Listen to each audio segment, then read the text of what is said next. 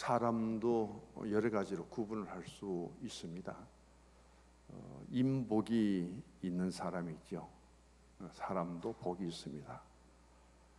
그래서 인복이 있는 사람들을 만나면은 우리는 살아가는 삶 속에 참 좋은 일들, 또 기대하지 않았던 일들도 우리가 함께 나눌 수가 있게 됩니다. 인덕이 있는 사람도 있죠. 덕스러운 사람들. 성경에도 보면은 아브라함은 복덩어리고요, 하나님께 복을 받은 많은 인물들이 등장합니다. 그리고 덕을 세우는 사람들도 참 많이 있죠. 그런데 오늘 주님은 우리에게 주신 말씀 중에 짐이 되는 사람들이 참 많다. 인생이란 자체는 짐을 지고 가는 인생의 여정이다. 예수님도 말씀합니다. 수고하고 무거운 짐진 자들아 하고, 누구를 부르시고 초청하냐면은 무거운 짐진 자들을 부르십니다. 또 수고하고 무거운 짐진 자들아, 마태복음 11장에 나오는 말씀을 통해서 보면 수고라는 것은 능동태로 쓰여져 있고요, 그 다음 수고하고 무거운 짐진 자들아 할 때 짐진 자들은 수동태로 기록되어 있다는 사실입니다. 수고한다는 것은 자기를 위한 수고예요. 자기의 욕망이나 자기의 또 생각하는 바를 이루기 위해서 어떤 일을 계속 하는데 그 수고가 지나쳐서 한마디로 말하면 완전히 지친 상태. 더 이상 수고하고 싶어도 지쳐서, 몸도 마음도 지쳐서 더 일어설 수 없을 만큼 그런 상태 속에 있는 자. 반면에 무거운 짐진 자라는 것은 내가 스스로 진 것이 아니라 다른 타인으로부터 내가 짐을 진 것을 말합니다. 그 짐이 점점 무거워져서 나 혼자 헤쳐갈 수 없을 그때에 그 무거운 짐진 자들도 내게로 오너라. 그래서 자기 스스로의 삶을 헤쳐가면서 너무 지치고 고난 사람들, 그들도 부를 뿐 아니라 외적으로 다른 사람들로부터 많은 짐을 내가 짊어지고 감당할 수 없는 그런 상태 속에 있는 자도 주님께서는 아시고 오늘 주신 말씀을 통해서 보면은 그 짐을 날마다 내가 져주겠다. 어디에서 가장 큰 짐을 져주시냐면은 우리의 죄짐인데, 예수님 십자가 위에서 바로 우리의 죄를 용서하기 위해서 지신 십자가의 대속의 짐은 누구도 대신 질 수 없는 짐이었습니다. 그 짐을 대속 지심으로 하여금 우리에게는 죄 용서라는 것이 있고요, 죄인이 의인 될 수 있는 길이 열렸고 우리는 하나님의 자녀가 될 수 있습니다. 하나님은 의인을 찾습니다. 근데 죄인인 우리가 예수님의 보혈의 피로 하여금 용서받고 의된 모습 속에 하나님께 나아갈 수 있는 그 과정이 대속의 은혜고 대속의 은총이거든요. 그러면서 우리가 많은 짐을 졌는데 그 짐을 또 하나님은 말씀하기를 내게 맡겨라, 그렇게 말씀합니다.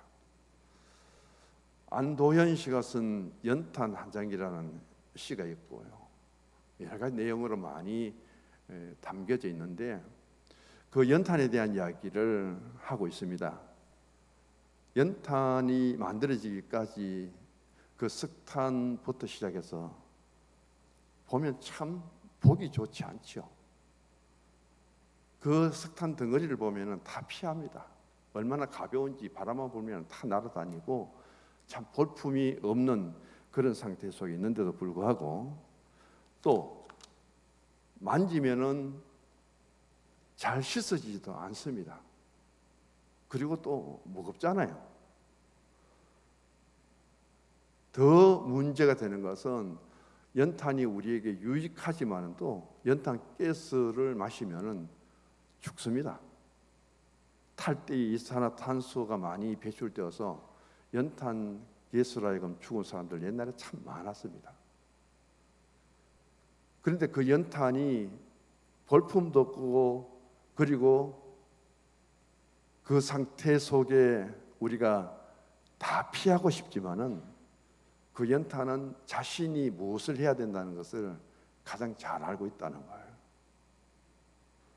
그 연탄이 불이 붙어서 자기 온몸을 태우면은 아낌없이 자기 몸을 제공해서 완전히 다 타버리도록 그렇게 최고의 열량을 낸다는 거죠. 그걸 통해서 방도 따뜻하게 하고, 우리는 그 연탄불에 과거에는 음식들도 참 많이 해 먹었잖아요. 그리고 다 타버린 연탄은 그 재를 보면은 까맣던 것이 하얗게 되고 무거웠던 것이 가볍게 되고, 그런데 비가 오든지 눈이 오게 될 때에 그 연탄재를 잘게 부숴갖고 길에 뿌리면은 빙판길을 우리가 안전하게 걸어갈 수 있도록 해주는, 그만큼 희생을 할 수 있는 도구가 어디 있으며, 연탄재만큼 한 번 자기에게 주어진 사명에 불을 붙일 수 있는 사람은 인간편에서 볼 때 누가 있으며, 다 타버리고 보잘것없는 연탄재를 그 눈길 위에 던져서 부숴버리면은 사람이 미끄러지지 않도록 도와주는 그 일들을 보면서 두 가지 질문을 던집니다. 한번 말해보라고. 첫 번째는 그 연탄재가 길에 뿌려지면 길 더럽혔다고 함부로 발로 차지 마십시오. 그 연탄만큼 한번 자기의 열정을 불태우면서 한번 남에게 덕을 주어 보았습니까? 그러면서 또 묻습니다. 당신은 연탄처럼 내게 있는 열정을 다 쏟아서 다른 사람에게 따뜻한 말들, 다른 사람들에게 따뜻한 마음을, 다른 사람에게 그 연탄의 따뜻한 사랑을 한 번이라도 전해본 적이 있습니까? 그 질문을 던지고 있더라고요. 아침에 새벽에 눈발이 막 날리던데, 연탄 한 장이라는 것을 통해서 시를 볼 때에 참 새로운 마음의 감동이 오더라고요. 한 번 탈 수밖에 없는 기회를 연탄은 얼마만큼 자신을 불태웠는가, 그걸 통해서 얼마나 따뜻함을 우리 사람들에게 제공했는가. 자기에 대한 것은 아낌없이 하나도 없이 다 태워버리고, 그 태워버린 것으로 하여금 또 연탄재는 걸음으로도 사용할 수 있지만은 미끄러운 길에 그 연탄재가 부려짐으로 하여금 마지막까지 유익을 주고, 그런 일을 다 마치는 과정들을 우리가 다시 한번 돌아봤으면 좋겠다. 그런 의미로 제가 생각을 해 보았습니다. 우리 모두는 인생의 짐을 지고 살아갑니다. 찬송가에도 보면 337장의 3절에 내 짐이 점점 무거워질 때 주 예수 앞에 아뢰이면 주께서 친히 날 구해주사 내 대신 짐을 져 주시네. 무거운 짐을 나홀로 지고 견디다 못해 쓰러질 때 불쌍히 여겨 날 구해줄리 은혜의 주님 오직 예수. 우리는 오늘 또 그 주님 앞에 나와서 내가 진 짐은 무엇일까 깊이 한번 생각해 보시기를 원합니다. 참 오래간만에 후배 목사님을 만났습니다. 잘 지내느냐고 우리가 일반적으로 인사를 나누고 안부를 묻죠. 그런데 참 무거운 정막이 흐르듯이 함부로 말을 못하더라고요. 그래서 나중에 알아보니까 참 아들 하나밖에 없는데 그 아들을 같이 신앙 속에서 잘 양육하고 같이 잘 성장해서 사회인이 되면 좋을 텐데 격리된 곳에서 지금도 그렇게 살고 있다는 사실. 그래서 너무 멀리 있기 때문에 자주 가지도 못하고 일주일에 한 번 정도 폰을 갖고 화상으로 대화를 하고 그 정도 면회를 하고 그런 상태 속에 지낸다는 이야기를 하면서 참 힘들어하는 모습을 보았습니다.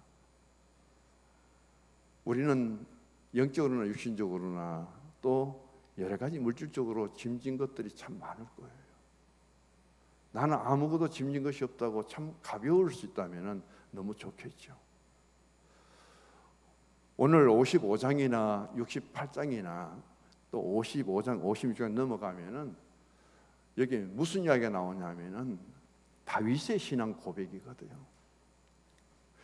다윗은 일생을 살아가면서 자신이 범죄한 일도 있지만 바세바를 통해서 너무 자신이 해결되어야 할 짐들이 많았습니다. 다윗이 기름 부음을 받고 사무엘에게, 그리고 그가 사울의 왕궁에 들어갔는데 13년 정도로 보고 있죠. 이 사울 왕이 다윗에게 얼마나 짐이 되었는지 모릅니다. 왜냐하면 다윗을 만나면 죽이려고 하니까. 어떻게든 다윗은 살아보려고 그는 수풀에도 광야에도 그리고 동굴에까지 들어가면서 발버둥을 치면서 살아갑니다. 그런데도 불구하고 사울은 이 다윗이 자기의 왕의 자리를 차지할까 싶어서 백성들의 칭송을 너무 많이 받으니까 다윗을 제거하지 않고는 불안해서 살 수가 없는 거예요. 왕의 자리가 도대체 뭔지. 사울이 다윗에게 그렇게 했다면은 우리가 지금 성탄절 다가오는데 헤롯이라는 왕은 2살밖에 안 된 예수님이 얼마나 불안했으면은 자기의 왕권을 탈취할까 싶어서 2세 이하 아이를 다 죽였을까요? 저도 왕이 되려면은 20세, 30세는 돼야 될 것 아닙니까? 그런 자기의 자리에 불안을 그가 느끼면서 그렇게 베들레헴 주변에 2세 이하의 남자아이를 다 죽여야만 마음의 안정이 왔을까요? 이 사울과 대적해서 싸울 수가 없습니다. 다윗은. 그래서 이 사울 왕으로부터 죽음을 면하기 위해서는 그는 자기 인생의 삶 속에 얼마나 무거운 짐을 지고, 그 생명의 짐이죠, 사망의 짐을 져야 되죠. 벗어나기 위해서는. 그렇게 사울을 피해서 몸둘바 모를 정도로 다윗은 피신합니다. 주변의 모든 사람들도 있겠죠. 그런 고난을 거치고 그리고 왕이 됩니다. 왕이 되고 나니까 그 다음 오늘 55장의 본문 배경은 사무엘하 15장 이하거든요. 그 아들 압살롬이 반란을 일으킵니다. 그 전까지 다윗하고 가장 절친이었던 친구가 아히도벨이거든요. 아히도벨은 아주 지략이 뛰어난 사람이고 오늘 치면은 최고의 참모 역할을 했던 사람이에요, 다윗에게. 그런데 압살롬이 반란을 일으키는데 그 다윗의 친구의 관계를 끊어버리고 압살롬을 부추겨서 반란을 일으키는데 앞장선 사람이 누구냐면 아히도벨이에요. 아히도벨이 어떤 사람이냐면은 오늘 55장 21절에 20절 21절이 아히도벨을 지칭해서 다윗이 한 말이라고 믿거든요. 20절 21절 읽어봅니다. 그는 손을 들어 자기와 화목한 자를 치고 그의 언약을 배반하였도다. 그의 입은 우유 기름보다 미끄러우나 그의 마음은 전쟁이요 그의 말은 기름보다 유하나 실상은 뽑힌 칼로다. 얼마나 말을 잘했을까요? 아히도벨에서 입에서 나오는 말은 우유 기름보다 더 미끄럽다. 그런 언변에 아주 뛰어난 사람이고, 그리고 그는 굉장히 지략으로 정세를 보고 다윗에게 많은 조언을 하고 충고를 해주는 그런 지략가였습니다. 그런데 그가 지금 누구를 배반했냐면은 다윗을 배반했죠. 그리고는 압살롬을 부추겨서 지금 전쟁을 하고 있습니다. 그가 세운 지략대로 계략을 통해서 압살롬이 전쟁을 일으키면은 이길 줄 알았는데 결국은 압살롬이 피하지요. 이런 일에 다윗은 마음이 너무 힘들고 지금 고민이 많습니다. 이 아히도벨이 어떻게 압살롬을 부추겼느냐 하면은, 압살롬의 아버지가 다윗이잖아요. 그럼 다윗은 너희 아버지다. 너희 아버지는 아들로서 공경의 대상이지, 너희 아버지가 너와 라이벌의 대상이 되어서는 안 되잖아요. 근데 아히도벨은 어떻게 말합니까? 압살롬, 너는 반드시 왕이 되어야 되는데, 왕이 되기 위해서 반드시 없어야 될 사람이 있다. 그 사람이 누구냐? 다윗이라는 거예요. 압살롬이 다윗을 아버지로 보는 것이 아니라, 압살롬은 다윗이 죽어야만 자기가 왕이 될 수 있기 때문에 그 왕을 죽여야 된다는 거, 거기에 반란의 초점을 맞춥니다. 가장 절친한 다윗을 배반하고 압살롬 편에 서서 너가 왕이 되기 위해서는 다윗을 죽여라. 너희 아버지를 생각하면 안 된다. 그러면서 반란을 일으키고 아버지를 죽이려고 그렇게 왕궁으로 쳐 들어갑니다. 아버지가 왕이지만은 아들의 반란과 같이 맞서서 싸운다는 것은 수치잖아요. 누가 이긴들 그게 뭐 좋을 게 있겠습니까? 그래서 다윗은 피합니다. 그렇게 피하는데 압살롬의 계획은요, 아히도벨의 계략은 뭐냐 하면은, 다윗 왕궁에 올 때 다윗의 첩이 10명이 있었지요. 예루살렘의 백성들을 다 모아놓은 가운데 아버지 다윗을 모시던 그 여인들을 다 겁탈해 버립니다. 그래서 뭐라고요? 다윗이, 내가 나와 함께 살던 여인들이 아들에게 겁탈당하는 걸 보고 다윗이 스스로 부끄러워서 자살하도록 만들었다는 거예요. 그런 모습으로 다시 다윗이 왕궁에 와서 자기를 모시던 여인들에게 가장 수치를 주고 그렇게 돌아와서 왕이 될 수 있겠느냐? 가장 부끄럽고 가장 수치스러운 게 뭐냐? 예루살렘 돌아와서 왕의 자리에 앉는 것이 아니라 너는 스스로 자식에게 그런 수치를 당한 것으로 하여금 부끄러워서 다윗 스스로가 죽도록 만들었다는 겁니다. 쉽게 말하면 자살하라는 거죠. 자결하라는 거죠. 그리고 다윗이 도망을 갑니다. 기드론 시내를 건너갈 때 시므이라는 사람이 얼마나 돌을 던지며 다윗을 저주합니까?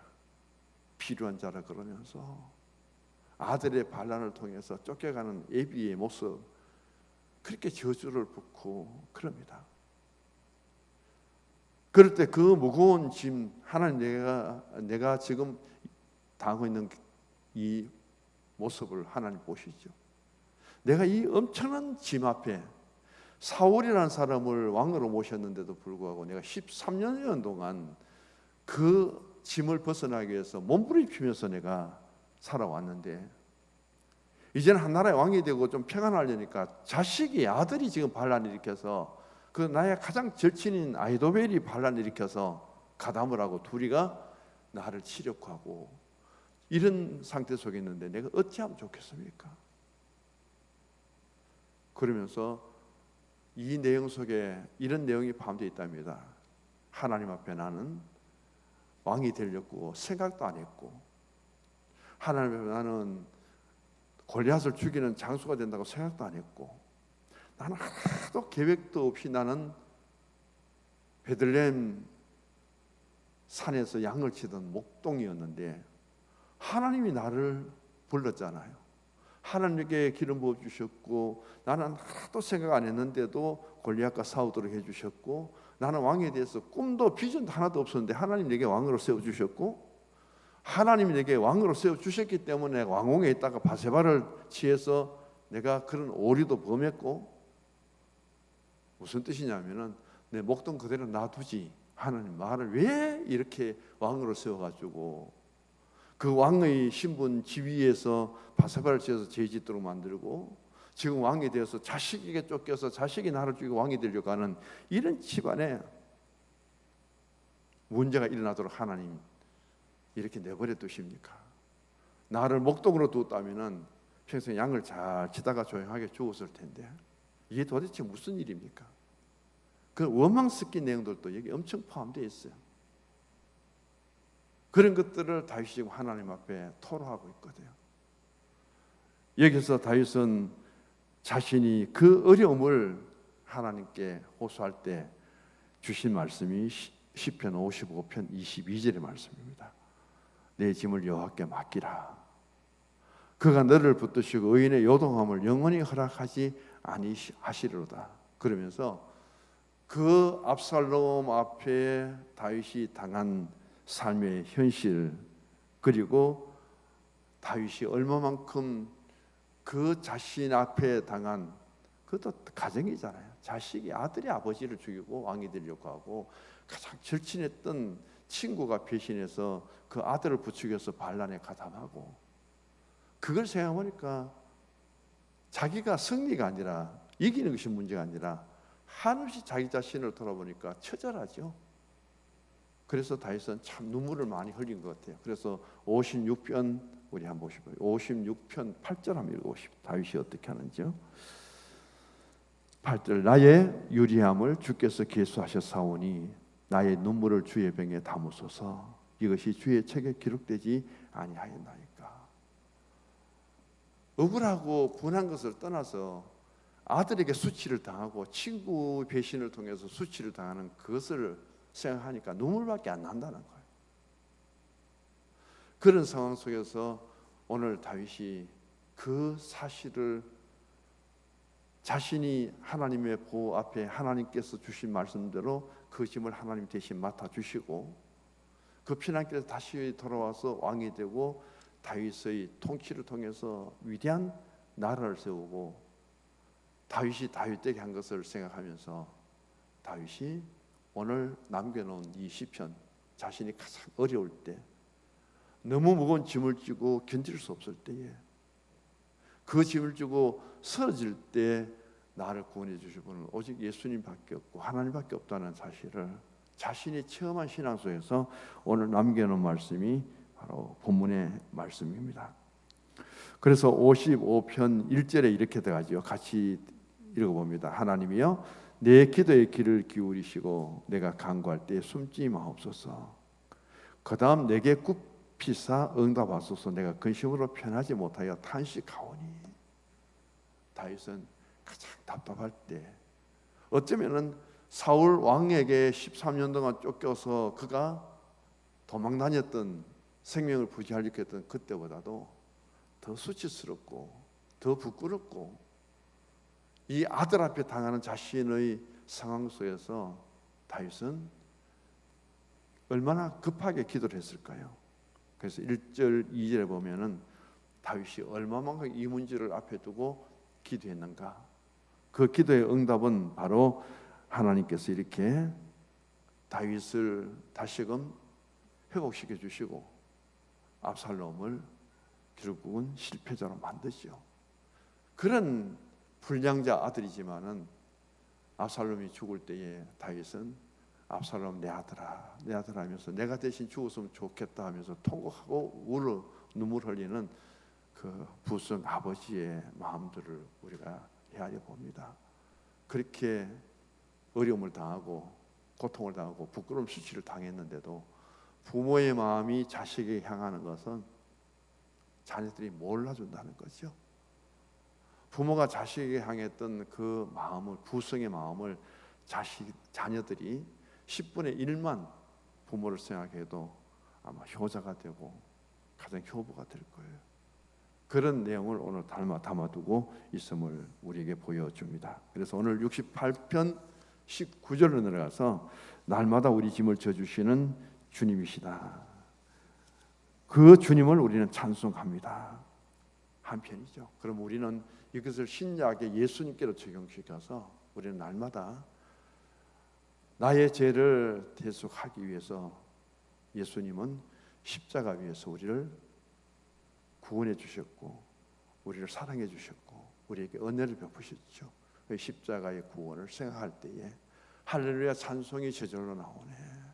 그 찬송, 그 은혜, 그 사랑, 그것을 생각하면서 날마다 구원을 주시고 날마다 우리 짐을 대신 져 주셔서 10편 68편 9절의 말 19절의 말씀은 이렇게 말합니다. 우리의 구원이신 하나님을 찬송할지로다. 날마다 우리를 구원하시기 위해서, 제 용서를 위해서, 하나님의 자녀 되기 위해서 예수님 오셔서 십자가의 대 속에 그 사건을 바라보면서 생각하면서 우리는 찬송하고 감사하고 하나님 영광을 위해서 살아갈 수 있는 그런 다짐과 결단인 주님께 드리면서 나아갈 때 우리는 약속하신 복을 받을 것이고 그 신앙을 본받아 우리가 행할 때에 그래도 인덕, 덕이 있는 사람이 될 것이고 우리는 같은 공동체 속에서 참 인생의 삶이 힘들고 어렵고 너무 무거운 짐을 지고 힘들어하는 그분들을 위해서 우리가 함께 짐을 져줄 수 있는 그런 자리에 내가 설 수 있다면 그것을 주님께서 바라보시고 얼마나 선한 능력으로 우리에게 은혜 주시고 베풀어 주실 것인가 그런 마음을 가져봅니다. 그런 신앙을 가져봅니다. 대림절을 보내고 또 성탄절을 맞이하면서 이런 신앙으로 우리 자신들을 다시 한번 성찰하고 우리 짐을 져주시는 주님 앞에 내 짐을 맡기고 감당할 수 없는 무거운 짐들을 지쳐서 쓰러지지 마시고 그 짐을 대신 져주시고 구원해 주실 분은 주님밖에 없기 때문에 그때일수록 더 주님을 찬송하고 주님을 의지하고 우리 주님께 기도하면서 우리 신앙의 삶을 힘껏 나아갈 수 있기를 주의 이름으로 축복합니다. 하나님 아버지